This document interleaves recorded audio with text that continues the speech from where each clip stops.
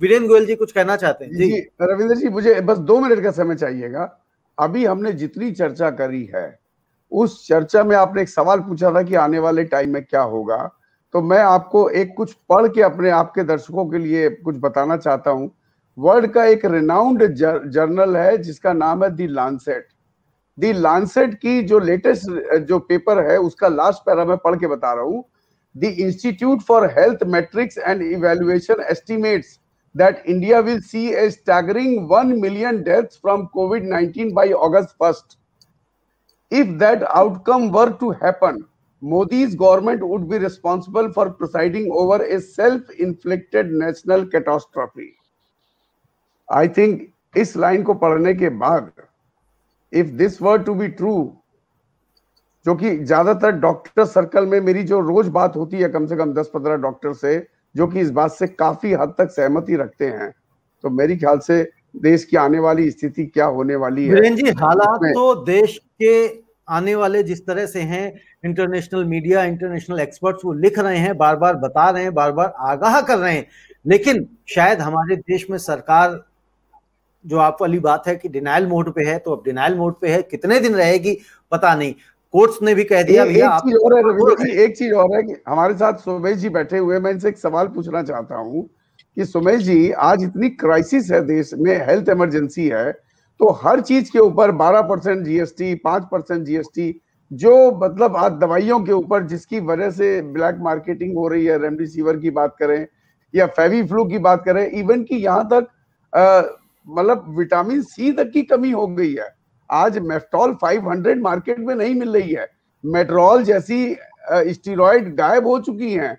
क्या इनके ऊपर सुमेश जी, क्या सरकारों के पास ऐसा प्रोविजन नहीं है कि इसके ऊपर जीएसटी हटा दी जाए और जो आदमी, जो जनता मर रही है उसको कुछ हद तक राहत मिल सके? कितनी मिलेगी मुझे नहीं पता, लेकिन कुछ हद तक साइकोलॉजिकल राहत मिल जाए कि हाँ भाई हमारी सरकार संवेदनशील है, हमारे साथ है और जीएसटी उन्होंने फ्री कर दिया।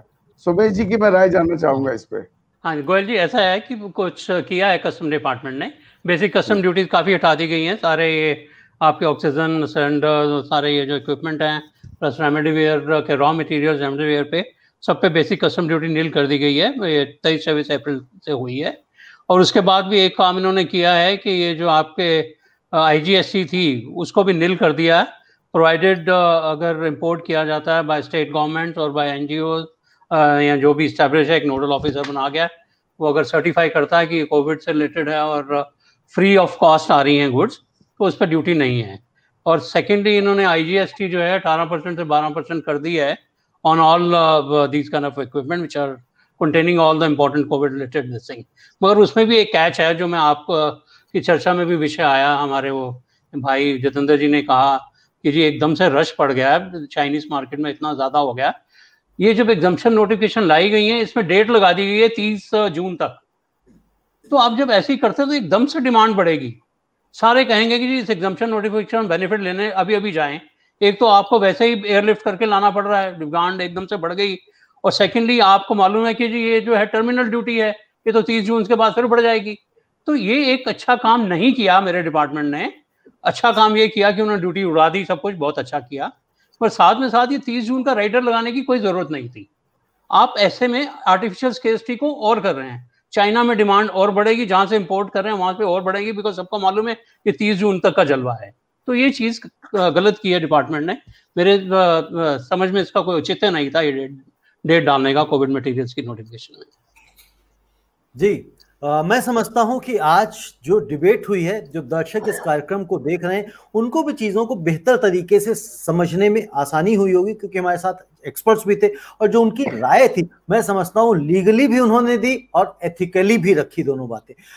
समस्या सिर्फ इतनी है कि जो ये सरकार है, ये अगर डिनाइल मोड से जितनी जल्दी बाहर आ जाएगी, उतनी जल्दी शायद इस देश के हालात, इस देश की स्थिति सुधरने लग जाएगी। और जो नागरिक, जो आज जिनको इलाज नहीं मिल पा रहा है, सड़कों के ऊपर ही दम तोड़ रहे हैं, जिस तरह से एम्बुलेंसेस की कालाबाजारी हो रही है, जिस तरह से और प्रोडक्ट की कालाबाजारी हो रही है, जो लोग आपदा में अवसर ढूंढ रहे हैं, जिस तरह से इसमें सिद्धार्थ जैन ने कहा कि कुछ लोग होते ही इस नेचर के हैं कि उनको कालाबाजारी करनी होती है, लेकिन कुछ लोग ऐसे भी हैं, जैसे जिस तरह से मैं बार बार कह रहा हूं, अगर इस तरह से व्यापारियों को परेशान किया जाएगा तो मुझे लगता है आने वाले समय में व्यापारी अपने हाथ खींच लेगा कि भाई अगर हम यहाँ पे इंपोर्ट करेंगे और अपना लाएंगे, पैसा भी लगाएं, इन्वेस्टमेंट भी करें, और उसके बाद हम गद्दार भी कहलाएं, देशद्रोही भी कहलाएं, क्योंकि आज मैंने कुछ मेन स्ट्रीम मीडिया में कुछ इस तरह के वर्ड्स सुने, तो मैं नहीं समझता हूं ये उतना